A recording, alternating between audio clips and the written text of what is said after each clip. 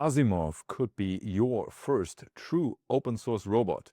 We will talk about it on this week's episode of the Robotics Tech podcast. But before, we will also get into Dyna's new model, which was just released. Then we go to Trossen Robotics and their entire product fleet, which is quite big.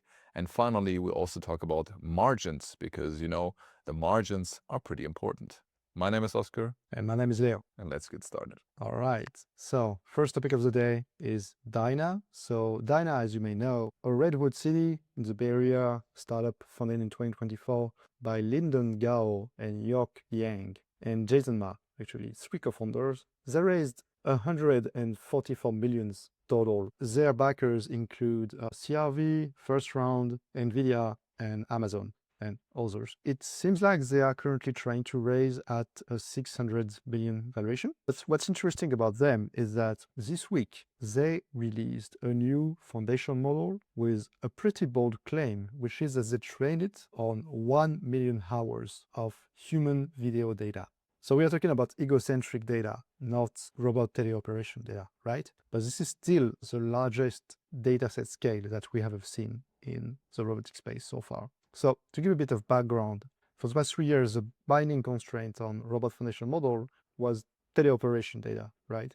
Because the claim was that teleoperation was the only way to accurately train a robot model. But teleoperation is expensive, it is slow, and it is most of the time locked to the specific robot it was collected on. If you manipulate a pair of robotic arms, you cannot retransfer that to a humanoid that has 5 fingers, hands, right? Yeah. So, for example, physical intelligence, they collect across 10 plus different embodiments to make an embodiment agnostic model. We have covered that already. Generalist, they run a collection operation that produces 10,000 hours per week worth of data. And Xiaomi collected more than 7,000 hours in real home. So many companies are aware of this limitation and are trying to scale up data collection to address it. Dyna Robotics, their new model is called Dyna 2, and they released Dyna 1 earlier, obviously. And it is called a World Action Model. It's a new term. World Action Model? Yeah. Yeah, kind of. I'm not sure whether they are the first one to use it. I haven't looked into that. But yeah, it's kind of a world model that can also, output actions. Depends where you draw the lines in terms of what you want to do with the model. Do you want the world model to only understand physics and then you add a small heads that you fine tune, or do you want the model to be end to end? It seems like that shows the latter. So yeah, 1 million hours, it's roughly 170 years of continuous working experience, and it has 0 robot data in pre-training. So pre-training is the bulk of the training of the robot, right? That's where the 1 million hours of egocentric data comes in. Post-training, you usually use robot data or a different task-specific kind of data to actually teach the robot to do things. Something that I was not able to verify actually is that they don't really say whether it is a training from scratch or is it using an existing video generation backbone. Because usually you use like a larger video model that is trained to understand and or generate videos, and you kind of add another layer of training on top of it in order to adapt it to robot data. And this is called pre-training, even though it's still the second layers of training, right? What's interesting is that they found out that robot performance improves smoothly and predictably with every added hour of human video across different orders of magnitude, including on tasks the robot has never seen. The thing is, if their predictions are correct, it kind of draws the path forward for the entire robotic industry for data acquisition and what it takes to train a model that can perform well on certain tasks. It's a mixture of transformer built on video diffusion with separate tokenized pathways for videos, action, and proprioceptions. It means basically you have different transformers inside the model. Each of them is called an expert, which has its own weight and its own modality. So one is for video, another is for action, and they share a single action stream, right? So basically the action expert inherits the general learned physics, but then they become an expert at a specific type of modality. So they become an expert at video, an expert at action, but they share the same physics understanding backbone. Okay? The video stream uses causal masking. It's what we call an attention restriction mechanism, where basically the tokens that you are currently training can only see the tokens before it in the sequence, not the one in the future. So it trains it to behave like if it were, inferring is the real world, because the real world obviously you can't see the future. The action stream, however, it can see both the past and the future. Apparently, it allows to have a richer context for the action streams. And it kind of makes sense in a way, because for video, you cannot predict. I mean, you want the model to predict what's going to happen. You cannot know what's going to happen. But if the model has, for example, started an arm movement like this, it knows that in a half of a second, it would be there. So it kind of makes sense for it to know what's going to happen in the near future. And it is trained through flow matching with a joint video and action loss. So basically, flow matching, it's kind of denoising from a raw bunch of noise to the target. And the target is the future video frame and the robot action together, which is why the loss, bundles the two. Just a little bit on the technical aspects of the model there. So now about the data. So, 1 million hours of data, what's in it? That's where the bulk of the claim is. So the pre-training corpus is pretty much head-mounted first-person footage of everyday manipulations, like assembling, cooking, folding, and so on. They augment these data with 3D hand pose extraction. So basically from the video, you're able to estimate where the hands and fingers are in 3D. And they also estimate wrist pose from the thumb and index aperture. And what's interesting is that they actually created 4 datasets out of that. One with 1,000 hours, 10,000, 100,000, and 1 million. And they trained different models with each dataset in order to compare the results. Talking about results, so all the robots post-training performance, so just using this data, 1,000 hours yields 20% accuracy, 10,000 28%, 100,000 45%, and 1 million hours 53%. So it increases as the hours increase, right? Yes, it does, but not necessarily as you would expect. And again, these 4 numbers, they are taken out of context, they don't really know what they mean, but Dyna provides real-world comparison. For example, Dyna has deployed robots at customers' sites. Right now, the model running these robots is called Dyna 1, and this one is Dyna 2. So 0 shot at real customer sites, the quality pass rate went from 46% to 87%, which is a pretty significant increase for 0 shot adaptation, right? And they also say that task success rate was 99.9% for both. So the only gain was in quality of the task. But what I don't like about this explanation is that quality is never defined nor explicited. It's pretty easy to say, oh yeah, quality has increased, but you don't really say how you measure quality. If it's not accurately defined, then it's not a good metric, in my opinion. But again, that's how the robotic space, is doing its benchmark nowadays. One interesting task that they showed is the unscrewing of a bottle cap, where you have to hold the bottle, hold the cap, turn it, and open it. And this is interesting because this requires some very fine-grained adaptation of force in the fingers, and there is no force data in their dataset. So the robots needs to learn to adapt on its own. And they used 2 Huji 5-finger hands for this task, and after post-training it with 10 minutes of teleoperation data, they managed to get it to work. So it means they come from a video diffusion generation model, they pre-train it on 1 million hours, and then they just give it 10 minutes of data of unscrewing a bottle, and the robot is able to open the bottle, right? Yeah. Which is pretty impressive. And that brings us to the scaling law. So basically the scaling law is that the amount of data you need to determine success, and they kind of manage with their 4 data sets with different order of magnitude to determine that. And this is pretty interesting because the correlation between their numbers and the scaling curve is around 0.9, a pretty strong correlation, and it is fitted on action prediction error. This is the metrics they're using here. And 0 shot robot accuracy goes from 6.3% to about 16.4% between 1,000 and 1 million hours. So you almost tripled the 0 shot accuracy when you get 1,000x the amount of data. That's approximately what it is. Just 1,000x. Yeah, just 1,000x, only 1,000x.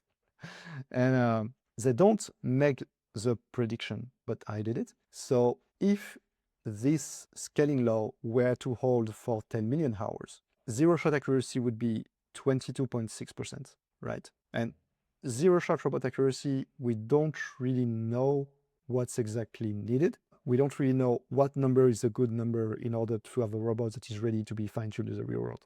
But if, let's say, we want to reach 90%, do you know how many hours we would need? I don't know, multiple billions of hours. Yeah, 205 billion hours. So I don't know, how do you, record that? Even using all the humans in the world, it would be, a pretty crazy amount of hours. So I'm guessing there is going to be, a lot of research needed on, using lace data, synthetic data, and so on. But yeah. Yeah.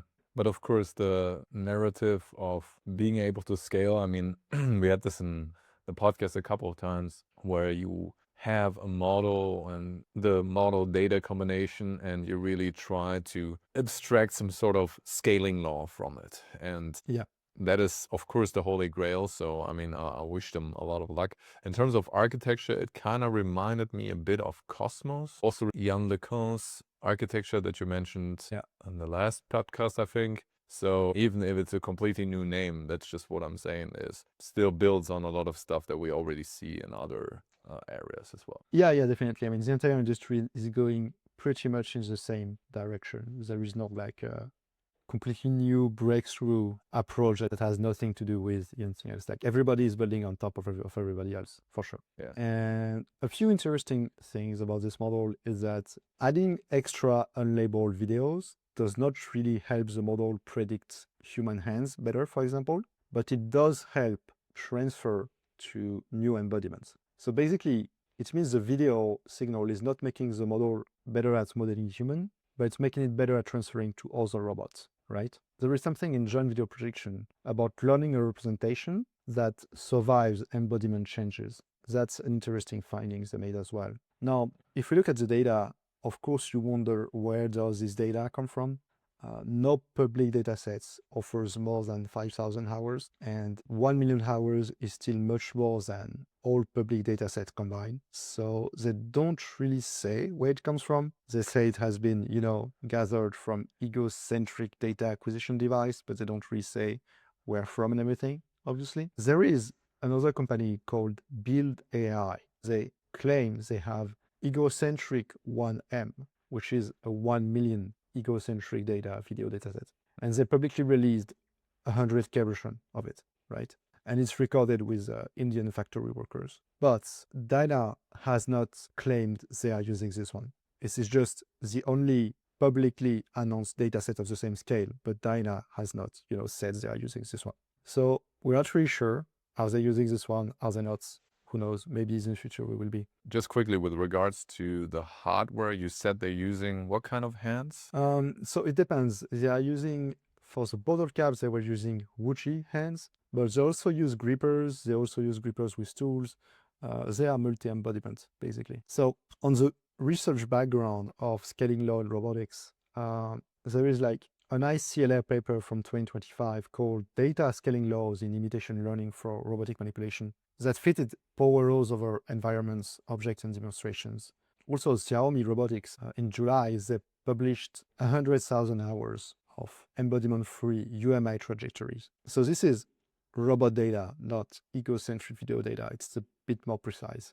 Meta VJPA2 was also trained on 1 million hours of videos, not egocentric videos, but general internet videos just to learn physics. So the idea of scaling law was still very much present in the robotic space. What's new from Dyna is that scaling human videos improves held-out robot performance on a fitted curve with zero robot data in pre-training at 1 million hours. Basically, using egocentric video only and no robot data at all in pre-training and still getting a state-of-the-art result is what's new here. It means it is possible to have like a really strong backbone of pre-training without complex data, if we could say it that way, and still get good results with only fine-tuning on the expensive, robot data. So yeah, back to the, opening of the bottle cap with the 2 5 in your hands. It is a force modulation task, and they did it with only 10 minutes of telehelp on top of a hands-free prior, because basically the model is like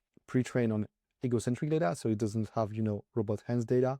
And with only 10 minutes of this specific dual hands, 5-finger data for post-training, they managed to get a really accurate result for bottle opening. So I think the approach overall seems very promising. And also what's interesting is that I talked about that on Twitter already. Stanford released a paper called FACT that basically argues that a chunk of the force tactile wall, our ability of model to modelize force, is a training schedule artifact rather than a sensor problem. So basically that you can accurately estimate force and you don't necessarily need, a very accurate sensor from it. Because force data is pretty much a missing piece in all robotics data set right now, and it's very expensive to acquire. So if we can work around with Dyna's approach and Stanford's approach, I think it will be very promising for tasks that require precise force modulation. A few caveats about this approach is that, so it is a data scaling approach, 100%. And they don't talk about compute scaling, no parameter scaling. It's not peer-reviewed, no independent replication, 14 tasks across 3 different embodiments. And they also perform 10 trials per task. So you kind of wonder how much of that is cherry-picked, but that's how the robotic world is benchmarked and evaluated right now. So they tried it 10 times per task. Yes, exactly. Yes, across 14 tasks. But it's still, That's not that much. still a stronger report than, most other robotics companies out there. So we have to give them that. Yes, of course. I mean, also, I don't really blame them or anything because you have other things to do, right? If you want to work on your model and you want to improve it, and if it's not yet even there to be deployed, I mean, did they actually deploy it where it's actually working, or did they just have a trial in the real world? So that's a good question. Dyna has real-world robots deployed. These robots are supposed to run Dyna 1, and Dyna 2 they just announced, and they compared it. So they tested Dyna 2 on these real-world robots, but they did not claim that Dyna 2 is shipped yet to these robots. And what do these robots do? If I trust the video demonstration, they do cutting, folding, this kind of task. I'm really curious about what kind of arms they're exactly using and if they're actually doing them themselves. Yeah, completely. they actually use arms from a company called I2RT, and the model is called YAM, YAM, for yet another manipulator, and is basically a pair of research-oriented robotic arms. Okay, yeah, I mean, that's really a perfect keyword because research-oriented robotic arms is pretty much what Trossen Robotics does, which is our next topic. And yeah, I kind of wonder why they didn't go for Trossen here because it's a really established company in this area. So in general, they do data capture, hardware kits, and robotic arms for teleoperation. The reason I wanted to talk about them is because, for one, they have been in this space for quite a long time. And two, also with the recent release of Gemini 2 robotics, they showed in the video a couple of the arms from Trossen being used there. So even Google uses them. And also they have something called the physical residency right now, going from August 12th to August 28th. So if you're in San Francisco, then you can see their new products because they have a new product lineup coming up, which we will get into. But maybe first let's talk about the company because they have an interesting history, and I always liked these 80% or whatever before, they got very popular and everybody talked about them. So they have their headquarters in Chicago, Illinois, and their founder and CEO is Matt Trossen. And he's also referred to as the chief nerd officer sometimes, so I really like that term. And what's interesting is he's largely self-taught. He's an actual art school dropout. He worked as a programmer for a little while, and he has been building this company pretty much for the last 20 years, over 20 years now. Recently, there's also another person coming in who is Anish Shah, and he's now the chief operating officer. And he has a more traditional background, McKinsey and IBM, for example, but he just joined in 2026. Now, in 2004, Matt Trossen began Trossen Robotics basically as an online store. So around the time he had this idea of a plug-and-play USB PC-connected sensor or motor controllers, so a programmer could control physical hardware from a PC with software without any deep electronic knowledge or whatnot. He had this idea, but then he discovered, okay, there's actually a Canadian company that is pretty much doing exactly this. They started something like this a year earlier, and it's called Fidgets, so physical widgets. And then he contacted them and basically convinced them to send him free product. So $1,000 worth of product. And then he pretty much launched the US version of it, so Fidgets USA, as the American store online reseller. From there on, the store naturally expanded, and once people bought these Fidgets interface boards, they obviously noticed that they need motors, they need wheels, they need brackets, they need chassis as well. And then Trossen pretty much began stocking these components from various suppliers. There were also early versions of robotic arms like the Lynx Motion, and he turned this little shop into a broader online robotics shop focused on hobbyists and education. And then later on started developing his own hardware. So basically his own robotic kits and robotic arms. It's especially get interesting around the last 3 to 4 years, because there was a Stanford project, and it's called the Stanford Aloha project. And Aloha stands for a low-cost hardware, and they basically used 4 of the Trossen arms for their bimanual machine learning and imitation learning setup. And this setup went kind of viral in research. Ultimately, it led to a widespread adoption of this setup. And then from there, the researchers basically reached out to Trossen and asked him essentially to build these kits for them, because obviously they don't want to worry about it.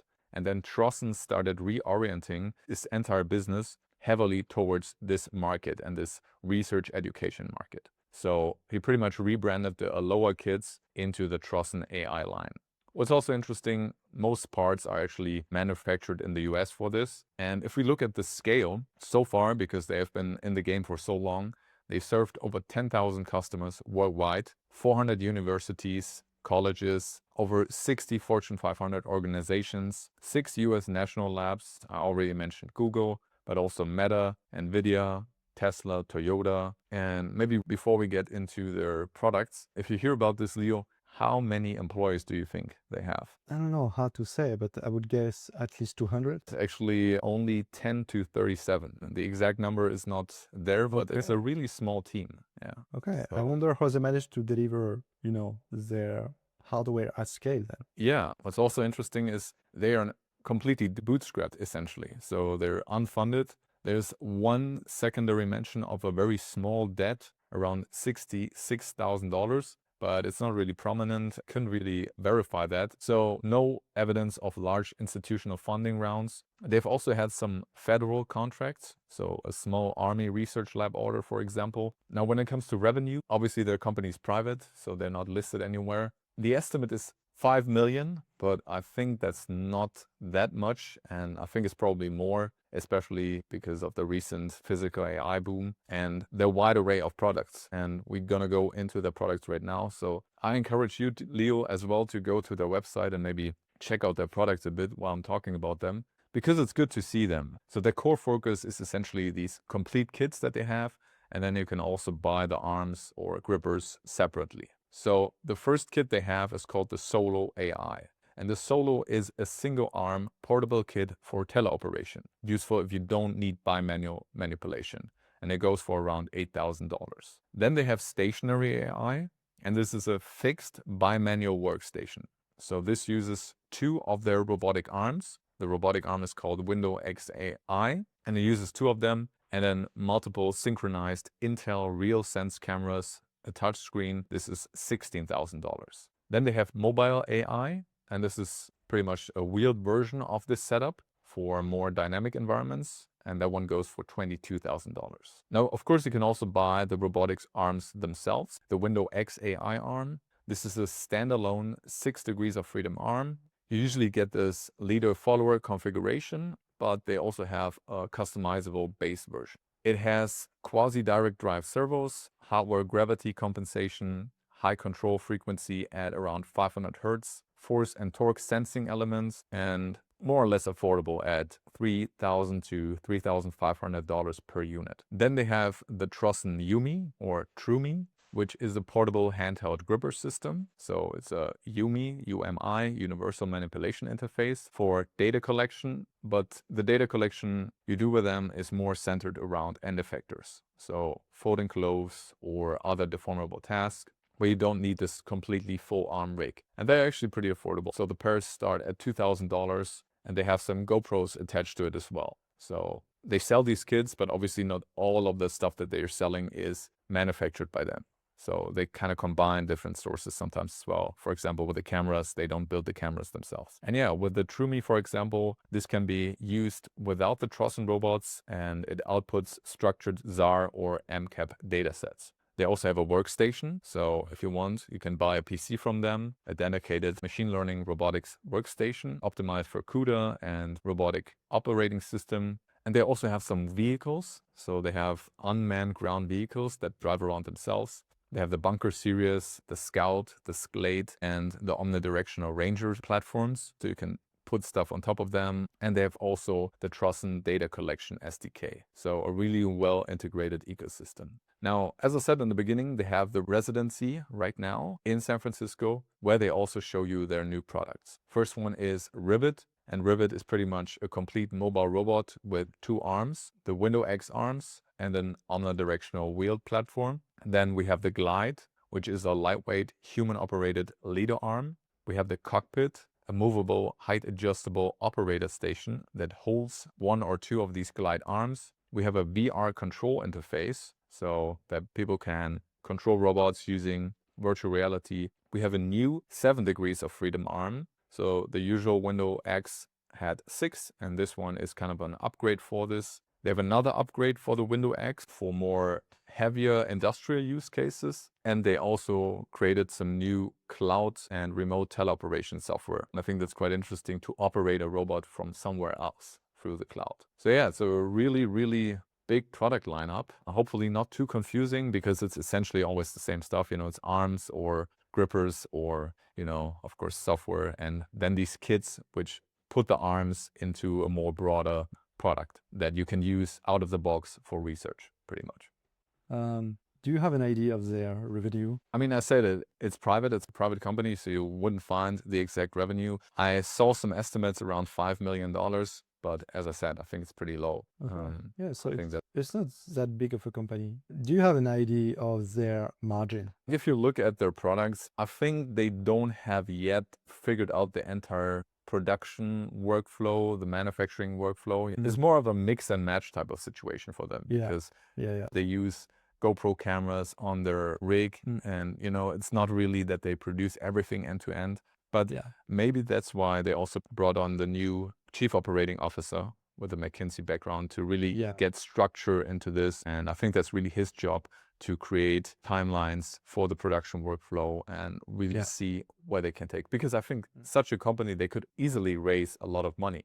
Oh yeah, and scale up production. And that's also why, you know, the reason I'm asking about margin is because I actually looked into robotics companies' margins and compared them to software companies' margins. And it's actually pretty interesting, because if you look at gross margin, the median software gross margin is around 80%. A bit lower if you blend in services with that, because usually we tend to believe that a software company like Salesforce, they make money on software, but they actually make most of their money on services, which is consulting services. You pay for a Salesforce license per seat, usually. You also pay for a Salesforce consultant to be at your company to make sure Salesforce runs pretty well. So this usually happens for large software product for enterprise customers, right? Not for the $20 a month ChatGPT subscriptions that you probably have. And the software and programming industry as a whole reaches almost 90% gross margin, which is extremely high, right? So if you look at robotics as an industry is a bit less mature. If you look at the ones we are, you know, talking the most about, industrial robots is a mature industry on the other hand. So the range of margin goes from a highly negative margin to 80% margin as well. But the range is much wider than it is in the software industry. So if you look at gross margin, software wins, you know, and it's not even close. But now, if you look at operating margin, software on average is only 34%.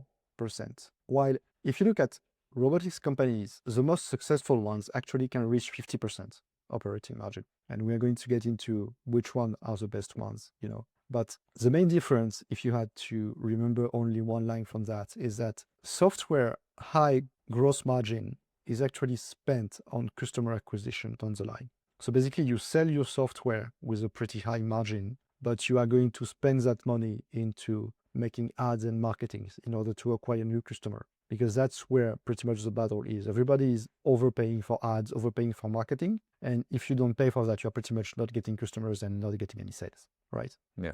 Robotics has lower gross margin because you have lots of hardware, heavy equipment to deal with. You basically cannot overcome that. So if we take into account, capital immobilization and the total amount you have to spend to gain and retain customers, which industry has the highest margins? That's pretty much the question I was asking myself.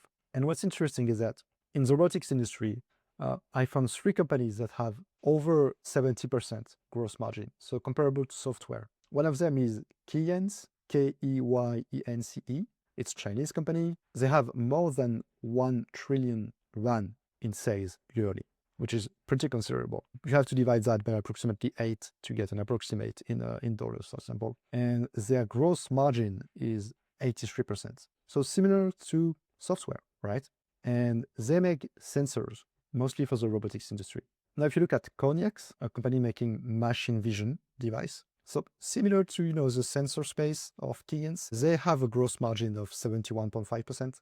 Then we get to, my favorite, we mentioned them several times, intuitive surgical robot surgeon that is teleoperated by natural surgeon, not autonomous. Their gross margin is 70% and the operating margin is 42%. So it's like 10 points higher than the average software business because, the recurring revenue from licenses and consumables is so high for them, right? And another company called Horizon Robotics has 66% gross margin, and they make chips for robotics applications. Basically, you can see that right now, the industry is highly centralized onto industry applications of robotics, and big central businesses in the robotics space are where the higher margin are. They highly depends on whether you sell your own thing or whether you sell someone else's hardware that you revamp. If you look at companies that pretty much deliver actual robots, margin is a bit lower.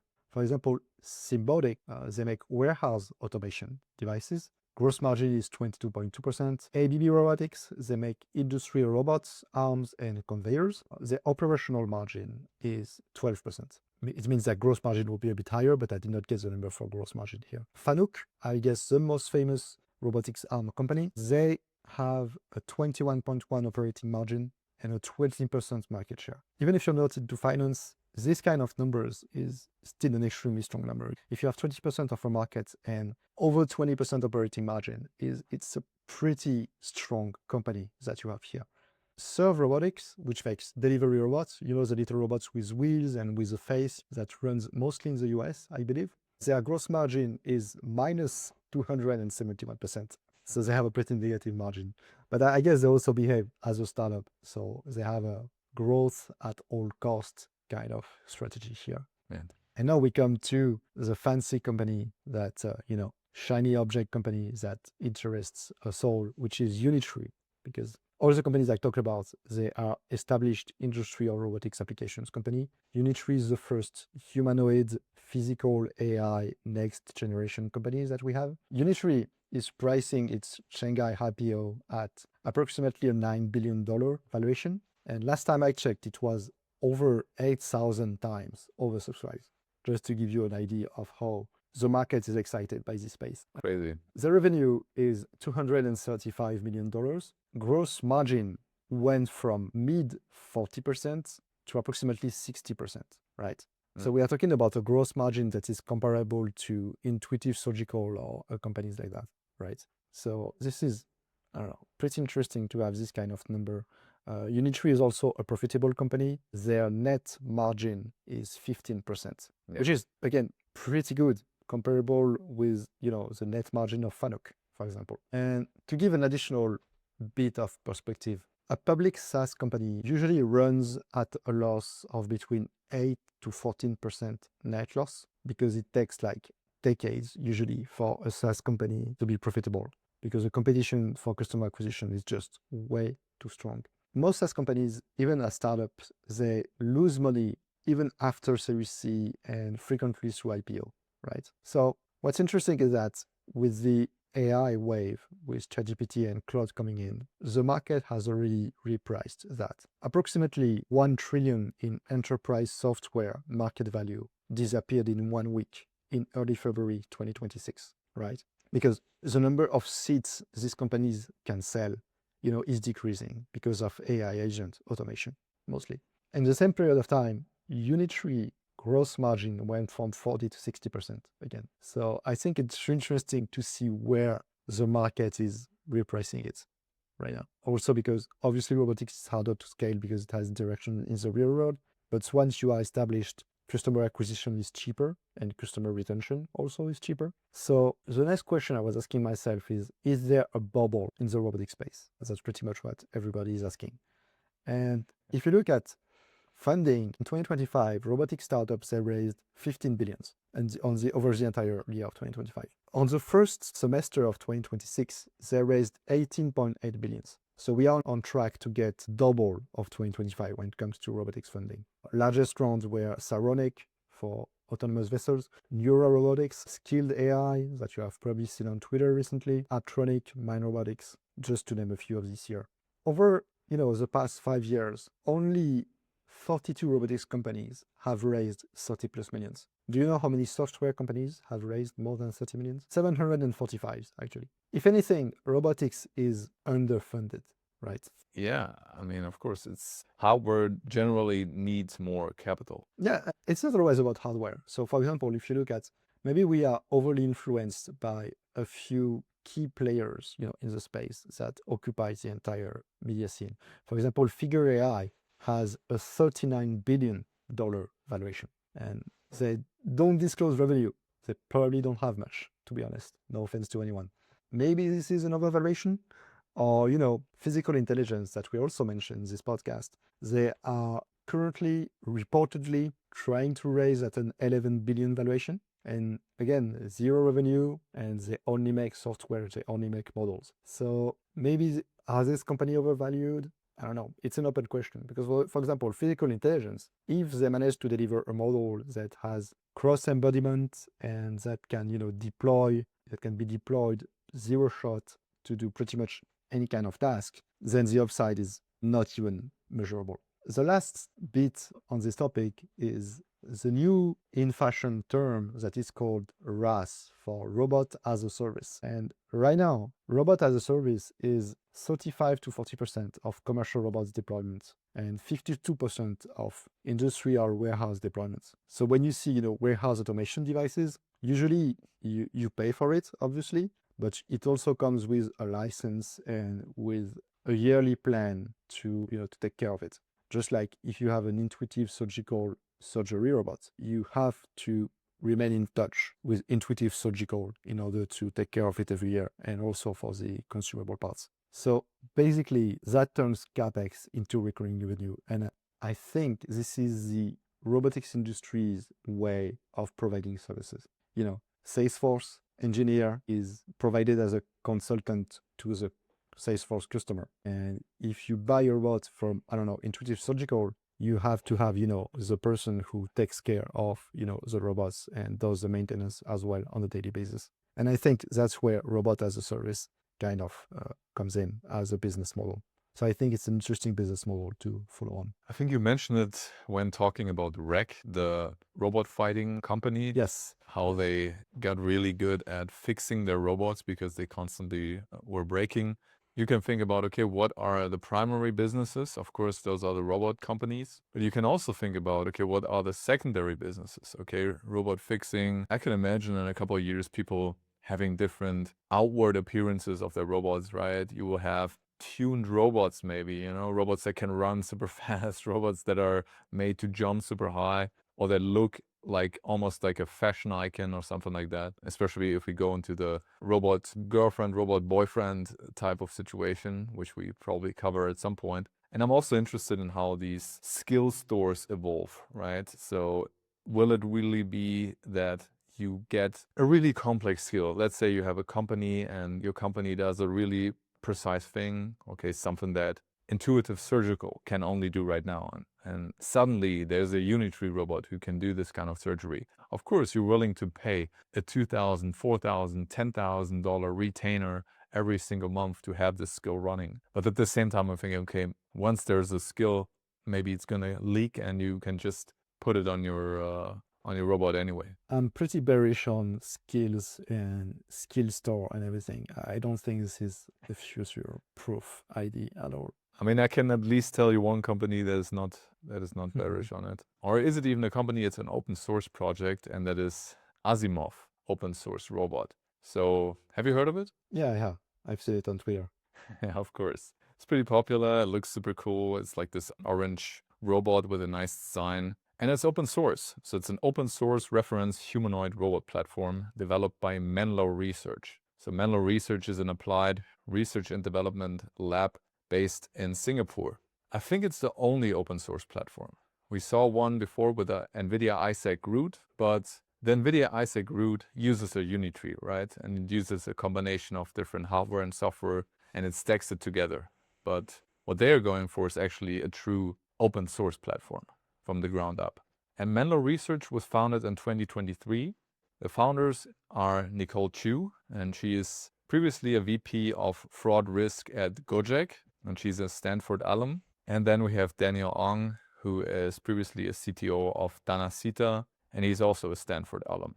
They have a team of roughly 25 to 30 people with a small dedicated Asimov hardware team. They are completely bootstrap and employee owned, and they have stated that they have not raised any traditional venture funding, and they distribute their equity to team members and contributors. Now, Menlo's broader mission is solving the robotics data problem through an open ecosystem. So shared APIs, shared skills, and also data generation by many different developers, rather than a single closed model. And this makes sense to some degree. Before the robot, they were working on basically an open version of ChatGPT called Yang. But for some reason, they tried to work on a robot now. I don't know what happened and if they still do the local app, but it seems their robot is the main project right now. They have started with Asimov Zero, which is open sourced as of January. And this is the legs only version. So it's a bipedal, legs only, completely focused on locomotion. And we've seen it with generative bionics as well.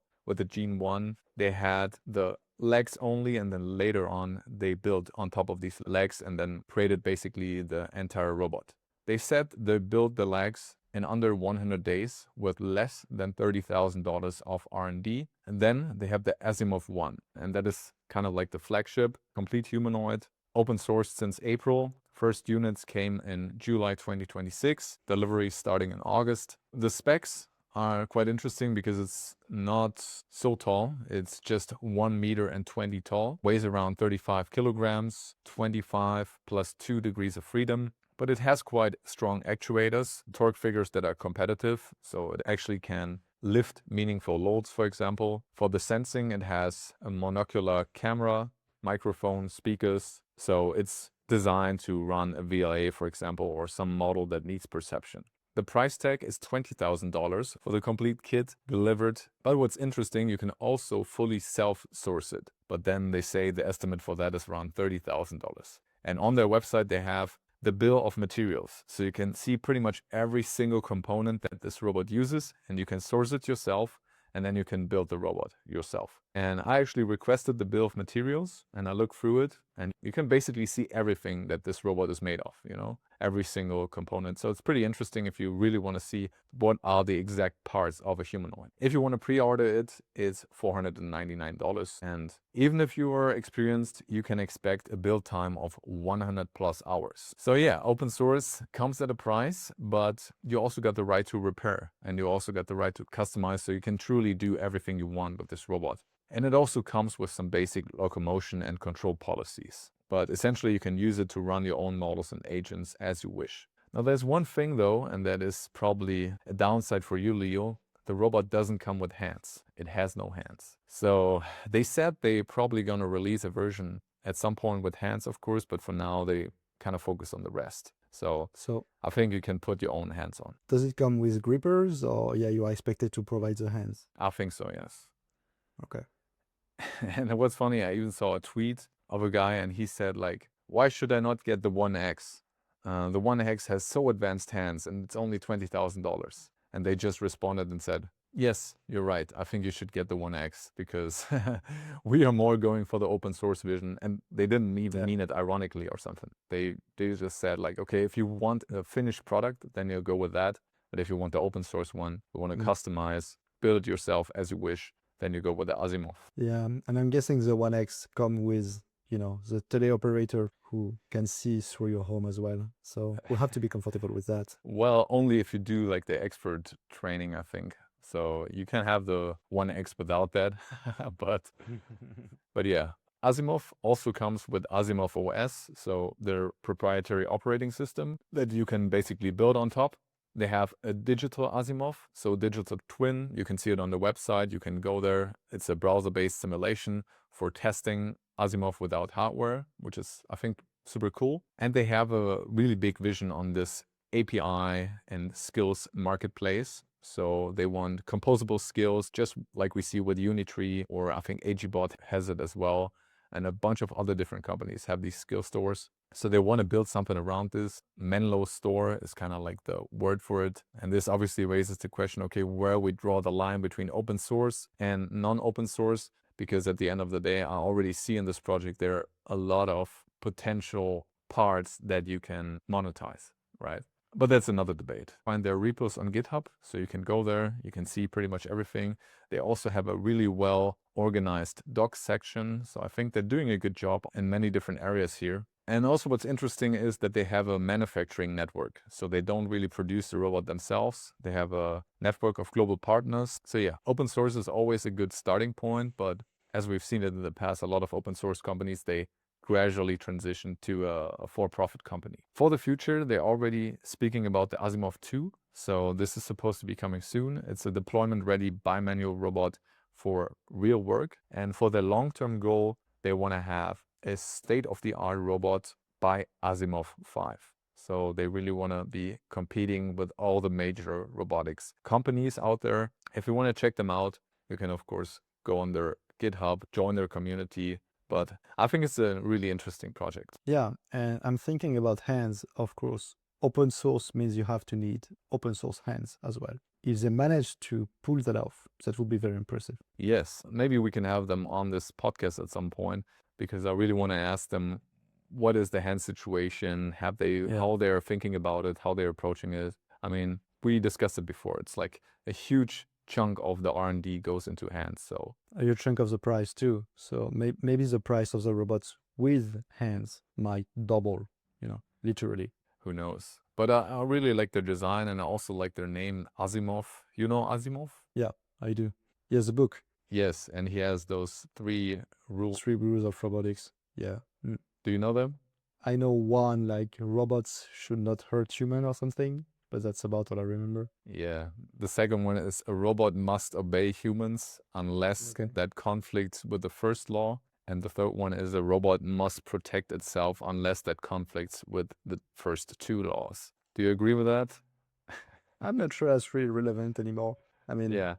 where does that put Rec making robots fight each other, That's true, yeah. We leave it up to debate. If you guys have your ideas on the robotic laws, then put them in the comments, of course. Make sure you subscribe to our channel. Thank you so much for watching. This was the Robotics Tech Podcast, episode 13. My name is Oscar. And my name is Leo. Bye-bye.